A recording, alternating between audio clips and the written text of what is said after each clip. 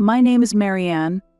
At the start of last year, I overindulged in gourmet food and gained 3 kilograms, so I'm 45 years old and dieting in anticipation of this coming end-of-year holiday. If I lose 3 kilograms now, it won't be a problem if I gain 3 kilograms during the long holiday, right? Right? Isn't that the point? Haha, you must be joking. There's so much delicious food from Christmas to New Year's. It's a happy problem. I'll probably end up buying myself Valentine's chocolates too. Oops, I'm drooling a little. Looks like I'm going to gain weight again this year, oh dear. Well, today I have a winter episode I'd really like you to hear. It's a story from when I was 25 years old. After dating for several years, my engagement to my boyfriend, Scott, was decided, and I introduced him to my parents. This was the so-called marriage greetings. My parents liked Scott, and the marriage discussion should have gone smoothly, but there was a problem. When my older sister, Sally, who is 2 years older than me, came back from work, she was fixated on Scott. Strangely, when you are sisters, you can understand each other's feelings and thoughts. She had fallen in love with Scott at first sight. I hoped it was just a whim, but when my sister shook hands with Scott, she blushed and held his hand tightly. Even when talking, she always had a dreamy look in her eyes. I don't think it's appropriate for a sister to behave like that towards her younger sister's boyfriend, but she must have done it unconsciously. Human emotions are uncontrollable, and I continued to pretend I didn't see anything, believing my sister wouldn't pursue a serious relationship. However, after Scott left, my sister, who had just come out of the bath wrapped only in a towel, confronted me. "You should call off the engagement," she declared. According to her, that man is a philanderer and you can find someone more suitable. She continued to slander Scott. But there was no basis for her claims. "Why do you think he's a playboy?" I asked. "It's a woman's intuition," my sister replied. My sister has never had a boyfriend. How could I believe in her woman's intuition based on her inexperience with the opposite sex? Therefore, I thought I should trust Scott's character, which I have observed over the years. Of course, I casually dismissed my sister's advice with a "yeah, I'll be careful not taking it too seriously." Since then, Scott frequently visited our home. He said he wanted to build a good relationship with my family, so I invited him over comfortably in response. My parents were pleased, and I hoped that my future husband and my parents would get along well. Though the relationship should have been built positively, my sister tried to build a good relationship with Scott in a different sense. According to Scott, when I wasn't around, she grabbed his arm, pressed her chest against him, and asked, "Don't you think Marianne is immature?" She even asked for his contact details and intentionally fell down to expose her underwear. Scott said it was so overdone it was actually funny, but I would have been really worried if he was the kind of man to take it seriously. Also, my sister thought there was a chance because Scott couldn't outright refuse her as she was my sister. And every time they met, she approached him with a sweet voice saying, "Hey." Although it started with love at first sight, the fact that Scott worked at a fairly large company also struck her heart. He's dependable, has the type of face I like, and is a good man who provides security for the future, she said. She was completely captivated by him. While witnessing my sister's inappropriate behavior, my parents said nothing. In fact, it's not new for my parents to say nothing to my sister. Honestly, my sister has always been the type who can't do anything right. For instance, if asked to warm up the side dishes, she somehow uses a non-heat-resistant plastic dish and melts it, and she was bad at studying. She was also not good at sports, often skipping swimming classes with various excuses like hurting her foot, feeling unwell, or having skin issues. She was not good at academics, sports, or household chores. Honestly, her looks aren't particularly outstanding either. Still, just because she is the eldest daughter, my parents treat her specially and secretly push the role of supporting her onto me. Quietly, that is. I've been continually told to make her stand out without attracting attention. It's unfair to be treated so differently as siblings. However, maybe my parents see her as a pitiable child who can't do anything, which makes them feel even more sorry for her. Strangely, I've always been the type who is efficient and can do anything quickly. Perhaps the adults felt there was no charm in teaching someone who could handle everything on her own. Thus, I can easily manage the task of supporting my sister, and I sometimes intentionally act as the incapable one in public. As I grew out of my teenage years and realized, continuing this way, I'll fail the exams, I began to resist my parents and act on my own will. If I had continued to comply, I really would have become a person who can't do anything. Due to my defiance, my sister began to dislike me a bit for losing support, but our relationship was never truly bad. We could talk normally, and sometimes I even gave advice on her issues. Our family had distorted aspects, like overprotectiveness towards my sister and a bit of hostility from her, but I still think we were a perfectly normal family. However, the balance was disrupted because Scott did not reciprocate my sister's feelings. I can't accept that my younger sister is getting married before me. On the eve of our wedding, my sister exclaimed these words to our parents. "Don't say that. You will find a good partner soon too, Sally." "I agree with Dad, Sally. It's not like that. Normally, the older sister gets married first, and then the younger sister. It's too soon for her." "But the wedding is tomorrow, isn't it?"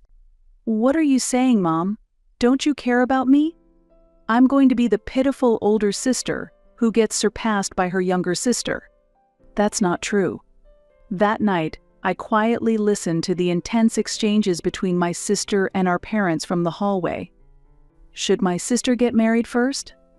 If I waited for her to marry, I would age considerably in the blink of an eye. What is she really thinking? I thought once she voiced her complaints, she would settle down. I understand. Both Mom and Dad will not attend the wedding tomorrow, so please be satisfied with that, Sally. What? I was shocked by these words. Both my father and mother agreed not to attend my wedding and apologized to my sister. What is this? It's like they're followers of my sister's cult. This is beyond mere indulgence. Still, my sister sighed unhappily. Fine, I'll compromise. Let her have a wedding that nobody acknowledges. She clearly does not want me to marry Scott. Probably because she herself has feelings for him. It's unbelievable. A wedding without the presence of my parents due to my sister's unrequited love is becoming a reality. And then, the wedding day arrived. Despite it being a day of celebration, I could hardly sleep due to anxiety. Of course, it wasn't anticipation that kept me awake, but the discomfort from recalling the exchanges between my sister and my parents. I won't forget the satisfied smile on my sister's face when my parents told her they wouldn't attend. At the venue, I explained to Scott and his parents that mine would not be attending. I apologize. My sister opposes this marriage, so my family will not be attending, I said. It was a heartbreaking announcement to make. My in-laws could hardly believe that there were parents who would not attend their own daughter's wedding. They were silent for a while after hearing my story. On such an important day, the moment I felt the heavy atmosphere, my mother-in-law took my hand. Immediately, my father-in-law placed his hand on top of ours. Do you remember that your family is here? Don't make this day a sad one. Come on, why don't you smile, said my mother-in-law warmly, and I couldn't help but tear up. Marianne, I'm here as your husband, so please stop saying the family isn't attending, Scott said as he tenderly stroked my head. Seeing me start to cry, my in-laws and Scott hurried to cheer me up, saying, "Don't cry. You're the bride and your makeup will run," even though they were joking. Then my mother-in-law looked at me intently and said, "Marianne, it might be tough with your family back home, but this new life you're starting should be a wonderful beginning. Let's build your own family." Though I was feeling abandoned, my mother-in-law firmly embraced me. Scott and my father-in-law followed suit. I told myself it's okay, just like my mother-in-law said, this is supposed to be a new beginning. I vowed to build my own happy family, and that day I officially got married with Scott. 15 years have passed. During that time, my husband and I had a daughter and 2 sons. My capable daughter, who can handle anything, keeps an eye on her 2 mischief-loving brothers who mess up the house. Sometimes, the sound of my own voice yelling, "Stop it now," surprises even me. Scott's job was going well, we bought a house, and we were living a stable life, but then unexpected visitors appeared. It was none other than my father, mother, and sister. After marriage, I had kept my distance from my family and hadn't given them my new address. However, they somehow found our house and showed up unexpectedly. Of course, the words that came out from me when they appeared were not a warm greeting like, "Long time no see," but, "What do you want?" "I have a favor to ask of you," my sister said. My parents also said, "It's something only you can do for us," as they looked at me sincerely. What's going on? What could they possibly need from me after 15 years of distance? Half in anticipation and half in fear, I remained silent as my mother spoke up. "We want you to give Scott to your sister." What? Both Scott and I were shocked by her words. Wait a minute. Why do you mean I need to give Scott away? When I asked this sharply, both my parents turned away, looking guilty. Only my sister remained smug and proud. She's still single and she's turning 42 this year. And that's a problem because I couldn't grasp the logic in my father's words. Scott showed the same confusion. Actually, the company she worked for recently went under, and she's currently unemployed. That's tough. We worry about your sister's future being single and jobless. We hope you understand. Since you are sisters, you should feel the same. I silently countered their serious looks with, "No, I don't think so," in my mind. Curious about what they would say next, I was frustrated with my father's slow speech. I held back unnecessary comments, eager to hurry his response. "She's always liked Scott. And she's still alone because of that. You've enjoyed your marriage with Scott, haven't you? Could you please let your sister have him for the rest of her life?" What? What do you mean? Seeing their reactions, Scott seemed lost for words as well. Meanwhile, my parents were pleading, please, and my sister maintained her haughty demeanor. She seemed certain she would get Scott. Given that my parents always catered to her desires, it's no wonder she believed it. But this was an outrageous request. As I held my head in my hands, Scott pulled me aside and whispered, "This might actually be a chance." Really? Yeah, because this is like that joke you made when you were drunk coming to life. Then, shall we go for it? With that, we stood up and faced my sister and parents again. "Do you really love Scott that much?" Surprised by my question, my sister couldn't hide her astonishment and repeated several times, "Yes, yes, I really, really have loved him all this time." Truly?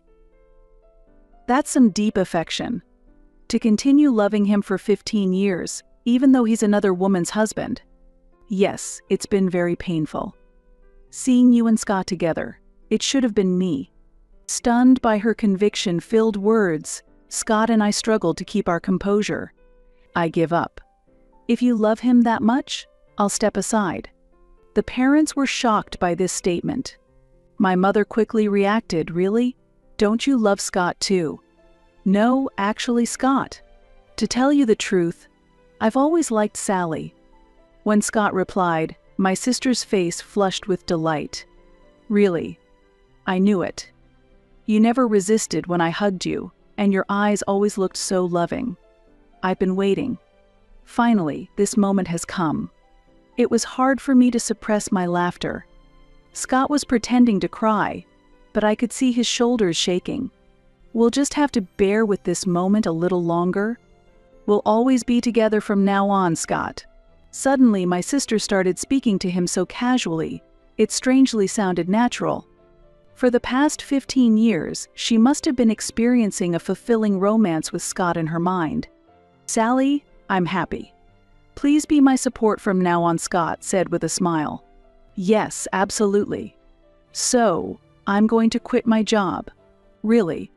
The sudden blush on my sister's face disappeared, replaced by an expression of shock. "I want to be with you, Sally. All the time, so I'm quitting my job to always be by your side. What? I won't even go outside anymore. I'll follow you to the bathroom, and I'll watch you do housework from behind. Scott's cheerful tone left my sister momentarily stunned before she began to panic. Our parents couldn't hide their disturbance either. But I'm not working either, and this? This is troubling. What's troubling? If we're together, we have nothing to fear. We don't need money to be happy. But nowadays, we need to pay for insurance, right? It's not like the old times. We can't love each other if there is no money. I'm not saying that, but my sister's eyes lost focus. Seizing the moment, I quickly said, Scott, if we do end up divorcing, I'll be taking a generous share of the assets, so you better pay up. Don't worry, your sister and parents will take care of the payments, Scott replied with a laugh.